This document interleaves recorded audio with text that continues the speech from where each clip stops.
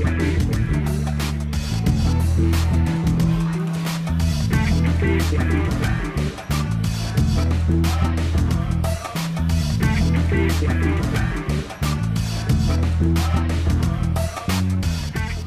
koji pozivamo u goste jako pažljivo biramo jer želimo prosto da kažemo da, a može i ovako.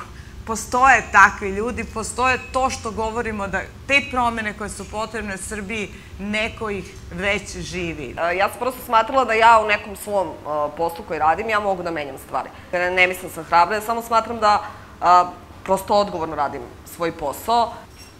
Želimo strasno da sve to promenimo i u svakoj oblasti, u svakoj profesiji sam sretao ljude koji na sličan način strasno žele da izvrše promene i to je nešto što me održava u životu. Dakle, mi nismo nekako usamljeni. Nije važno kojim se poslom bavite. Vi u svakoj firmi, svakoj profesiji, kada ste uporni i odgovorni onome što radite, naravno ćete imati uspeha. Dakle, najlakše je odustati na prvoj prepreci.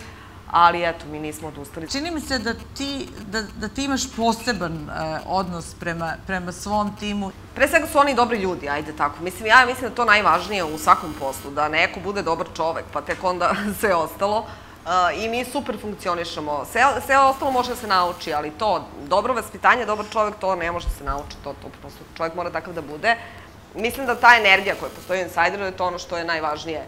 I ne samo za, evo, kod nas je takav primer, ali verujem da je tako i u ostalim i u firmama i u ostalim delovima to kao gde postoji taj timski rad, da mora da postoji ta neka dobra energija. Timski rad snažno zavisi od liderstva, dakle, od tog emitovanja sa liderske pozicije, načina rada, posvećenosti i tako dalje. Mi svi ovde koji se nalazimo beskrajno poštujemo i Brankicu i Verana, ali nismo mi jedini koji tako misle. Znači, to je neko iz nečega što se zove podzemlje i naravno nema ime i prezime i ne treba da ima ime i prezime u ovoj knjizi, bolje da ne znamo. Ali ta osoba Brankici kaže sledeće. Brankice, ti imaš neku crtu kao kriminalci. Neustrašiva si. Baš svi te poštuju. I oni koji te mrze. Da, to nam je rekao. Meni je ovo...